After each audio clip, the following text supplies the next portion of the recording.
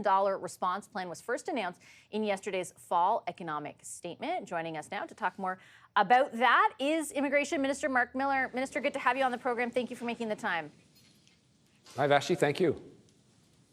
I do have a number of questions on the plan, if you'll permit me.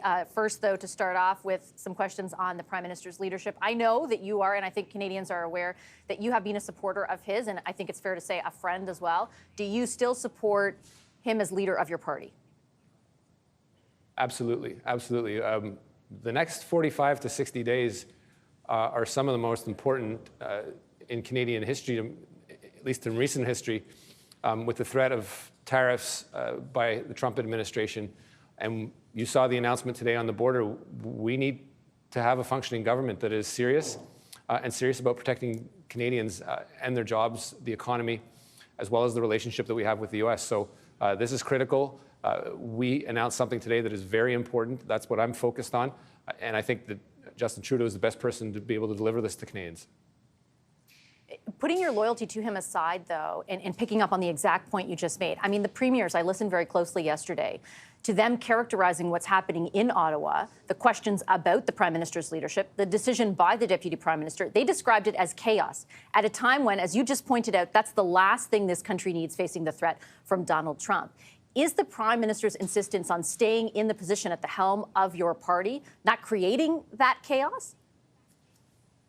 Well, look, I think if you've seen what the premiers have been saying, not entirely coherent over the last week or two, some premiers wanting this, some premiers wanting that. I called Mr. Legault a puck hog.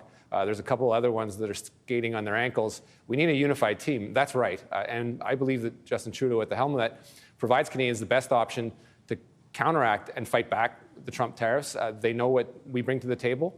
And we need to focus on the next 45 to 60 days. I don't think anyone wants to be in an election, Vassy, where with tariffs being imposed and the functional inability of the Canadian government to actually fight back. Let's think about that for a second. So people may want an outcome, whether it's in caucus or outside caucus, but let's focus the mind and the task at hand in the next 45 to 60 days. And that's what I've been entirely focused and will continue to be focused on over the next 2 months. Just one more question on this, because I take your point on the necessity of a united front. But, you know, it's not me making up what your caucus colleagues are saying. Like, they're freely saying it to reporters in front of cameras. They do not have confidence in the leadership of Justin Trudeau. How are you as a country, how are we as a country expected to present that united front, or the Prime Minister expected to command it of premiers, if he can't even garner it among his own caucus? Well, look, I'll concede this, Vassy. We do need to stiffen up a bit. We've been a caucus that's been known to talk, and I think that's probably a good thing. It'd be nice to stay in the family, but caucus is allowed to share different views. Pierre Poilievre may be an irritating SOB, but he has an iron lock control on his caucus. That is irritating, and it will grind. So different styles. Sure, the Prime Minister is being criticized for what's gone on in the last couple of days. He's a big boy, he can take it. But I think we need to make sure that we're focusing on the next 45 to 60 days, because no government deserves to be in place if we can't focus on the next 2 months, which are so critical to the course of the future and jobs of Canadians over the next year, frankly, over the next 4 years. Just to be certain, though, you think that different members of your caucus saying the Prime Minister should not be the Prime Minister, you just count those as just disagreements? Like, I think to Canadians, it's a lot more substantial than that. They're entitled to their view, Vassy. They have aired it over the last couple of months on different occasions. I've been quite critical of some of these outbursts. What I've really required of folks as part of the team is to keep it in caucus. We need to be a unified team. I think we can present that.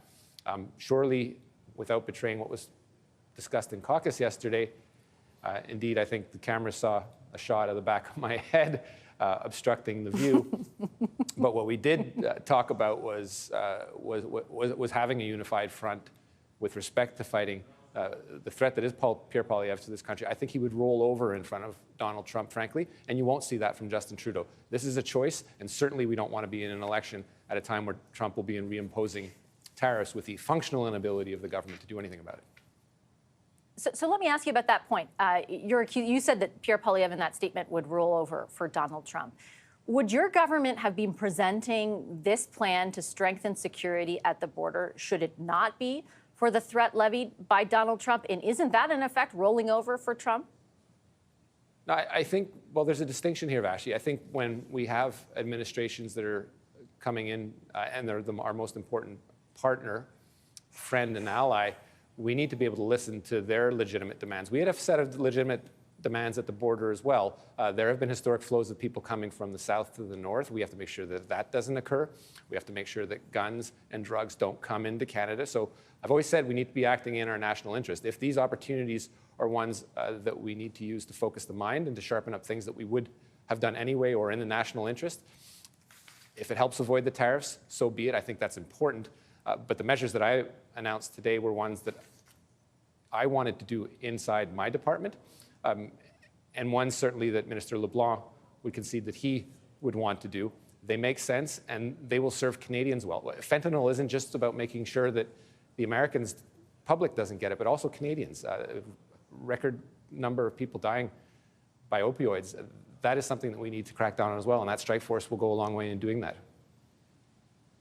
If, Minister, though, this is all stuff that you would have done anyway, why hadn't you?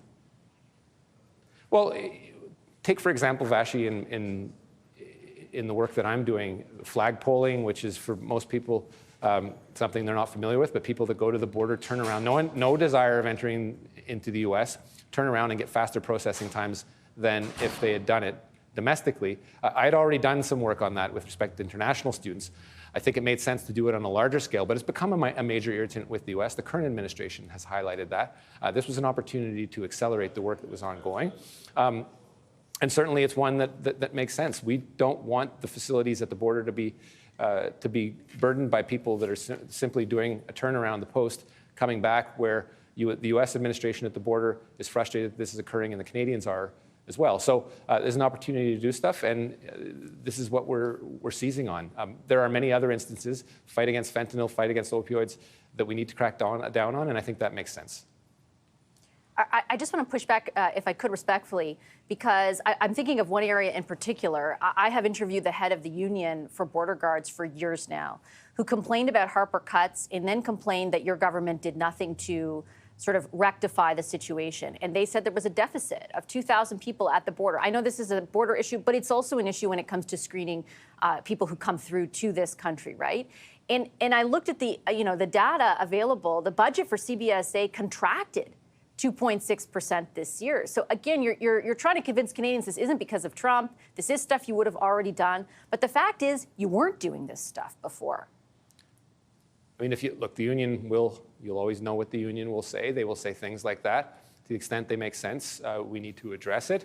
There will be more personnel at the border. If you look at the $1 billion of cuts that the Conservatives did under Pierre Poilievre's watch, I would add, there were a number that we rectified and put significant funds back into the border and CBSA. So that is important to remember when we look at the impact over the last 10 years. And certainly there's a strong argument now. Are you adding more people now, though? And today's announcement, as you heard perhaps Commissioner Duhaime say, we will be adding several hundred more, reaffecting resources, reattributing some roles inside the workforce, whether it's CBSA or the RCMP, to make sure the border is further secured.